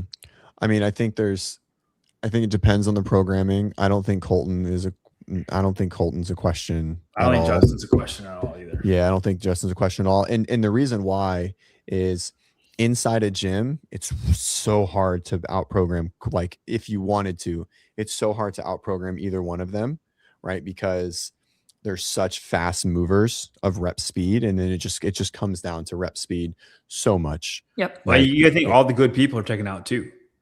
Yeah, exactly. And so like there's no people middling and things like that. It's going to be super top heavy for your top 10 to 15. It's going to be basically everyone fighting for a bit, and your top 5 are going to be basically your top 5 and probably everything. I'm really interested to see how many people are going to do it. I think that makes a huge difference play, because we didn't have this last year. There was it went first. So I guess a ton of people did it right last year. Yeah, I'm not doing it. And it wasn't first, but it was early. John middles the lift. He's like, he middles someone. You don't think I would? Like no, it'd be so crazy. Like Justin or someone missing by like 2 points because they got 13th on a lift and John got fucking 12th. Just somebody coming in there and mess stuff up. That would be amazing. Wild. Oh my gosh. I don't think Would that's you feel possible. bad? Yeah, I would. Yeah. Yeah. 'Cause, I don't know. Oh, you'd have to put me in the moment, but you'd make a fucking t-shirt about it 100%. no, I wouldn't want to talk to that person though. Like I would feel Yeah, so for bad. sure. Like, It would literally be like because Taylor was I'm last nothing, year. but fairly. Right. Like everything's abiding by the Comparable. rules. Like no, that would feel. Yeah, I would feel bad Yeah, and proud. and proud. Yeah, Yes, yeah, like, simultaneously. it would. Colton hurt his arm. I didn't know. I didn't hear this. I think they were saying it's fine, but I don't know. He did the rest of They the as in- competition. I haven't checked in with him. I mean, he said it was hurt that day, but he was able to do the rest of the competition and seemed to operate about what he would operate. So. Right. And it was him falling off rings. Yeah. I mean, he was fell? coming down. He was coming down. Like it wasn't like he failed a rep or anything. He just he went missed down from missed the the mat. rings, and then the box kind of went out from under his feet, and then he fell down. Okay. But he did like 4 rounds after that. Did you guys see this? This was also way earlier. John. I don't Dawson think said she's not doing the games. Well, I don't know. She's walking. I don't even She know what said the injury that is. video so she sprained her ankle, coming down on rope climb. Okay. And the video she posted, did you read the caption? John? Oh no, I didn't. Oh yeah. So that video was 2 weeks ago and she's already out of crutches and moving. Like the crutches were all precautionary on imaging. And so it sounds like she's going to try and do the games, but the answer is wherever she qualified will be backfilled from. So I think she qualified in Brazil, right? Yes. Yeah. So whoever was third, It was another there. American. I'm just kidding. Was it? I'm just kidding. Oh, I was like, no, it wasn't. No, and she's Another Canadian. question from earlier that was good is how would Justin and or Colton have done at NorCal Classic? I don't think good. It's all like a 20K bike. Colton's not winning. You don't think you C2 bike specifically? I've always felt like he's pretty good on the C2 bike. No, he is not for long distance. Oh, you don't think Like so? there's only so much you can, not for holding a pace for 40 minutes. No. All right. Like that's like your sustained pace, and then like mass is going to overtake that. Right. Yeah. Effort. Yeah, sure. So then why for Justin? No. Same thing. I don't think Justin would be good on the bike. I don't think clean and jerk workout, like people would be ahead of him in that. Yeah, I think what is Dylan Hamming, way bigger guy than Justin. He's a much better larger guy. better lifter than Justin. Justin probably beats him at the deadlift workout, but what are the Dylan was pretty like good. Dylan Hamming did really good in the Handstand first. deadlifts. He did really good in the first workout with the double unders and the running and the rowing. Like Justin would be fine, but that's what I'm saying. He wouldn't beat Dylan in that workout. No, he doesn't run well enough. Not anymore. He did at one point. Second workout was what? Kalsu. Yeah, NorCal Sioux. Justin probably does good in Kalsu. I don't think he beats either of those two people. I really don't. Not with that programming. Interesting. Yeah, I mean, it was definitely a specific athlete archetype that won, right? Like Rachel and The same Dylan as Legends. Pretty much. Yeah. I mean, it's like a very specific, but there's always like, I mean, in general, there's like an archetype that I think wins most of the time. If it's balanced, like the overall fitness will win, but the strongest person didn't win in the male or female at Syndicate. Right. So, yeah, but it's not a strength biased event. I was going to say, I know the well-rounded Right. nature of that one made that. I don't think Lydia makes it at NorCal. No shot. Not enough. I think she does worse at NorCal than she did at than Legends. Legends. Yeah, not enough only like do so cerebral much. necessity. Right. Sure. Yeah, I mean, it was very grunty. It was just like, all right, who just has it in these specific things, like this skill or this modality. There's not a ton of skills at all, dude. Yeah. And she's backwards handstand walking, and so like no, very unique thing. But that's yeah. it. To say 27 or 28 muscle ups is the a ring skill. muscles didn't matter at all. Right. Um, Ooh, this is a good question. would Hopper have made it a Syndicate? Well, I mean, he was you would know. 14 minutes on Nate. So that's going to be what, an 8th place, a 7th place? For how well rounded it was, don't you? And I mean, Toast the bar and overhead squat is probably around I what think he Quinn does. did. Trying to think if he would be fine. I'm just going through the wheelbarrow events. handstand walks. Yeah, He'd be fine at that. I don't think Rope he climb. wins anything. Jason would get 4th at everything. right. Yeah, but he'd still qualify. He would have had a bad. Yeah, I think he actually wins. Seeing what happened, I think because Austin was basically 4th in everything, average, until the last event. I actually think Jason probably would have ended up winning. Seeing as there were just so many up and downs from everybody, and I think Jason's probably very good at the first workout. You know, the burpees to the target, I think he's easier for him than it is everybody else. You got 80 cows of rowing or 100 cows of rowing. He's got an advantage over everybody else. The only thing that's hard for him is the D ball, and it's I think he would be fine. Yeah. This is funny. This is on brand for Clydesdale. Yeah, for sure. Yeah, you know what? Jason's not Austin. Okay. Also, Austin's dealing with a deal. He had an elbow injury going into this event. I'm assuming he is staying at Mayhem and she's going to Matt answered that on the story. By the way, he said absolutely not. Yeah, they're both going to Brute? No, he's staying. Matt, Austin is not coming to Brute. Okay. And that's what she said. Hey, go ahead. Yeah. And then she said it to Grant, right? Or to Hiller. Yeah, Haley's going to Brute. Austin's staying at Mayhem. If Austin goes to Brute, then Dallin's leaving. Did you talk to Dallin about that? No, they said it on Boys Interrupted. Oh, really? Yeah. Interesting. Not like in a mean way, but they were like, just sure. Yeah. Well, I mean, they have like a actual structure behind that decision making.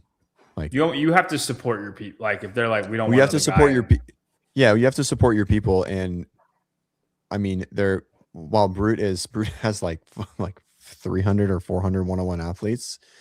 They have like a tier where like only certain coaches can take certain levels of athletes, and the people taking podium level athletes is pretty much just Matt and Elle, and like maybe one more, and so everyone has a male, and so there's literally no place for them to bring it in. They'd have to pull someone up, and then you'd start having like, I think obviously like the James and Dallin thing and Hopper like are a very unique situation that would turn into like a Daniel Brandon thing so fast, and just like people would just start getting really upset. Which is fine. Like it's fine. Yeah, it's fine. I mean, like it's good on Brute for like putting that forward before like the monetary gain of bringing someone that's potentially going to make heavy six figures in the space, which is a lot of money that could potentially be in your pocket. And not that Austin even asked, right? This is like very hypothetical, but for them to just Austin's got his old coach back, I think, and they're pretty excited about it. What does that mean? I don't know. I don't have any idea what that means. He switched coaches at Mayhem. Angela was coaching him for a little bit, but he went back to his other coach. I don't know what happened. It's a guy named Jake, but he left. He left for some reason. I don't know if he was just leaving for a month or whatever. I have no idea the details, but he's back. They're really excited about it. Which Jake? There's Not like 4. Was it Lock? Oh, okay. Not the most well-known Jake. Yeah, Carolyn, do you know this answer? She says, is she still going to train at Mayhem but do Brute? She lives there. She's not moving. She lives in Cookville. Yeah. Yeah, she has a friend. That'll be a little bit awkward, I feel. I mean, will it though? Yeah. Yes. Well, yeah. Yes. To be at another camp and training in the camp, it would be. Well, that's why Brooke never. It's semi-betrayal. Like, yeah, for sure. Okay, yeah, then that's interesting. I wonder what conversations were had leading up to the change. I mean, I assume a lot, and like they want what's best there, but I can't imagine just because at that point there's a like you see behind the curtains too, right? Like, oh, they're working on this and those kind of things. I think there's I don't know. Yeah, it's an interesting. I mean, she lives in Cookeville. I can't imagine her training with mayhem athletes and like being able to. Oh, did she move? She left. Oh, maybe her and Austin are together. But I mean, like I know they're together. Living together. But yeah. Oh, there we go. That's probably why. Yeah, that's funny. Then it's awkward for Austin. What do you mean? No, I think it's awkward for Austin. No, not with him with her. When he goes and works out at Mayhem, it's like, oh, saying, yeah, you know what I mean? It's just kind of a deal. It's like there's always a reel, right? It's like when your boy says, "Hey, don't tell your wife." It's like, I'm gonna tell my wife everything you tell me, and you have to understand that every time, because like that's my person. Like, there's no secrets between me and her, right? And I get it for sure. Then it's like we can't tell Austin this. Yeah, that's a weird thing. But like, that's what I'm saying. It's a deal. It's a deal. Yeah. What are they telling him that they can't be telling him? I mean, it would be. I mean, obviously, nothing juicy off the cuff. Carolyn's saying leaks, but it's more of like there is a little bit of like proprietariness in training design of like, hey, we're gonna really focus on this year, or we're gonna, we're putting this, design together, right? And if I had all of the programs just like laid out in front of me to look at all the time, and I knew exactly what everyone was doing, I'd for sure be a better program. Like, I would make better decisions. But you almost do, because you do wind up paying and looking at things. Oh, I would more think like, hey, Roman's hurt, and nobody knows he's hurt, but now everybody knows he's hurt. Yeah, but I mean that doesn't change. No, and she would have been privy to that. It's not an offense defense. It's not like the injury report. The fucking if you think like, I'm going to keep up with I'm just going to stay with Roman on the run, and then he ends up running the first half really slow because he's hurt. Stop that. You're missing. You missed. That's a miss. That's a miss. Stop. I don't, Claire. I don't think there's anything juicy or anything like that, or secrets, but there's just little things that just come up that you're like, I don't want other camps to know this. Mm-hmm. And then it's like, we can't tell Austin this because he'll tell Haley. Haley will tell Torres. Like, it's just things that come up. Yep.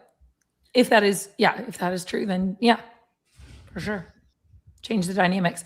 But I mean, also for them as athletes, like, they just kind of have to, okay, what's the best thing for us? Haley the same. Mm-hmm. Right. But I just don't know how much that impacts their ability to like work with their coach at their camp at a high level. I don't think it does at all. So then if they're not it's just a little bit of an awkward deal. That's it. I don't think it affects anything. It's just a little bit of an awkward deal. Maybe they're great. It's just a deal that other people don't have. I almost feel like if it's like less drama that I'm aware of, the better. Mm-hmm. I don't even think it's drama. I just think it's a little bit of an awkward situation. I don't think Elle has any other female coaches. I assume he coaches some semifinal athletes, but I don't think he has any games level right now. I think the only games level female is Emma. Who else? John? I think that's it. I don't know. I think there's a lot of people that in the semifinal level, a lot that are brute athletes. Yes. Ariel Sanders. Yeah. Well, he said like games level. Yeah. So I think there's a lot of people that are probably knocking on the door. Oh, Amy Kringle. But that's not Elle. Coach Amy Kringle? I thought that she was. I don't think so either.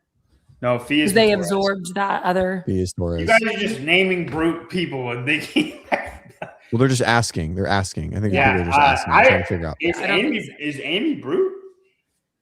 Yes. Yes. Yeah. But I thought, didn't they absorb that other group, and so now they have more coaches, and so she's still working with the same coach? She's got to have like a Europe coach, like that's there, right? There. Yeah. Oh yeah, but they did. That's right. Yeah. Yes. They absorbed a European coaching company. That's right. Yeah. That happened last year. Well, so she didn't move. She just rebranded. Mm-hmm. Yeah. Cool. Okay. All right. Sick. Good show.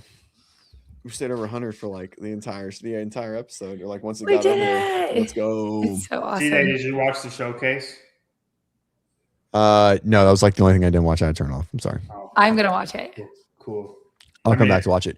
I do want to They say just talked about how far I'm in last, and I'm like, guys, I'm not trying to go fast. right. I don't. Was that hard to do? No, I mean, I just waited. I had like a clock that I wanted to hold. Yeah. I think it was funny. Hobart kept you in line. I wanted to bring this up, and I shouldn't have a chance when you guys are talking about it. Hobart kept you in line over the weekend. Like you'd start to tangent, and then or like say something. That's what he was. That's what he's there for. Like I don't know, like too personal, right? Like not like rude, like just like start to kind of like dig in or be like, oh man, she has no chance. Yeah, like things that like maybe like is like very John like, but not very broadcast like. And so he would just be like, well, even with that, this person's doing great, and it was just like so many hard right angles. I would just laugh. Like, I feel like I kept it really, really good. I feel like I was really positive. Most of the time. It was great. It was great, but like you would just do some, like the tie and the double under thing and the appeal, like you reference that a lot of times, like you don't know, like that's like very foreshadowing and projecting and like probably something that but like it was just so many times it was just like whoop, hard right, hard left, and then he would just steer away. It was awesome. James is great. He was fantastic. I appreciate the level of professionalism that you guys probably put together. Like as much as I haven't really seen it yet, I can just imagine that it was probably pretty good, and that's refreshing for sure. Yep, it was good. We appreciate it. Yeah, it was fun to watch. NorCal was fun to watch too. I wish stream worked better for them in general. I watched far more NorCal than I did Madrid. Not Madrid. Mad. Spain. It's not in Madrid. It's somewhere else. It's Magala, right? Is it? I don't remember. It's on the. I don't remember. I like theirs too. I liked how they had the athlete intros. Like they had like a quick 3-second clip of the athletes there. That was nice. They had good. Like overall, the stream was good. They called it pretty well. Cameras were really solid. Yeah, I think all of them were great. I don't know if you guys watched the viewership. I think Syndicate's over 200,000 views on day one now, which is crazy. Over 500 for the weekend. Yeah, well, it's all well over 500 for the weekend. On a channel that has 12,000 subscribers, which is just and like and subscribe, guys. Come on. So looking at total 196, 172, 143. So that puts them at like, what is that? 500 and it's like 511. Yeah. It's right over 500. I actually have some interesting little things, but I want to wait till we're off the always. He can't help himself. This is like part of the broadcast thing that John just can't quite get over the hump with. No. Shit like this. How many people were there? How many people? So here's my question. Okay. How do they make money? Because there wasn't that many people there. Is Rogue spot? I mean, he can't. Okay, well, with everything that we saw and how everything worked, I don't know. Because there was a lot of money going into this stream. It was very regionals-esque in all facets of it. It's one floor, total volunteers. Yeah. And that's what I mean by the professionalism. 30 people and all of these things. Listen, which is fine. I'm okay that they don't. I just want to know how Wilson doesn't shell out $100,000 to make it happen out of his pocket. And I know that's not happening. I truly think we are getting the most good of a broadcast and stream you can with the most minimal type of money that it costs. Yeah, I'm not even talking about the broadcast. I'm talking about all of it. I'm talking about everything. I know. I'm talking about all of it. It's all streamlined to be there's a certain line that Wilson will not go under as far as it has to be like this. The standards. Right? Standards. but they find the cheapest way possible to get to that point. Now, I don't know. That's way above my because you look at NCC, they have ticket sales and they have 75,000 people competing, and it's like they have everything, right? Not 75,000. 75,000. Nowhere and near. So, but it's still my name's Claire, and I have to be very serious and specific. We know there's like 1,200 people. I get it. It's a lot. They make a ton of money at NCC, and it makes sense. I would say like 1,000. 70 people competing at Syndicate. Yeah, I would say like 1,000. 1,000 what? People total. What were ticket sales? Does anyone go? I don't know. I'm saying I'm guessing at the number of people that I saw in the stands. Yeah. I mean, One of the things I didn't touch on, this has nothing to do with the money, just that it was actually crazy on that floor where I was, the blacktop, just the community events. So the 65, 69s, 60 plus this year. Anyway, the 50, all of those, the crowd. I mean, mind you, dude, it was crazy. Packed. All day. Like we had legit, I mean, there was often a lot more going on in those moments than there even were at times. You know, it was crazy. Why is that? It's our friends and family. Everybody's friends there. And family, because everyone that's in those are local. They're all in NorCal. Like they all live within 100 miles. Right? Well, maybe Syndicate can be a Masters qualifier next year, and then like we have more than the two. Well, I mean, even the novice, the scaled, you name it, like not even just the age divisions, like just the community divisions as a whole. And like you said, it's because they're local and so on. But what you said at the very beginning of the show that CJ wasn't here for remains true, right? These two events were optimized for different things, right? Oh yeah, I heard you say that. Like NCC is an in-person, and Syndicate's a viewership, and so yeah, I mean, I think that makes a lot of sense for sure, right? Yeah. And it is, it's an interesting one, right? You know, I think like I don't know. I want more people in the stands, right? We want to see everyone packed out. The games will be interesting. I think if we didn't have online, there would be. Yeah, because there'd be an unknown, or there'd be some sort of urgency. You have urgency. If this was the only shot that Austin had of making it and Quinn had of making it, I think and Saxon, like, it doesn't matter. I think all of the Mayhem contingent would be there. Yeah. Oh, wow. And that like just people who are Mayhem or Mayhem fans near that place, like near around, because they drive. It's a drive there. Mm-hmm. I think it would pack half of the arena. But there's no emotions. Because you don't make it. People just say, well, you'll make it online. Like, there is no emotions. You know, imagine if Danielle Brandon didn't make it and now she's not going to the games. Mm-hmm. And then what it would mean for next year, and what that would mean for, like, if Justin didn't make it, but the triumph that Bailey had, we're talking about Bailey Martin all year. We're not just talking about him for a weekend. Because Justin makes it online, nobody cares. And then it's just Bailey's just there. He's at the games, you know, and nobody cares.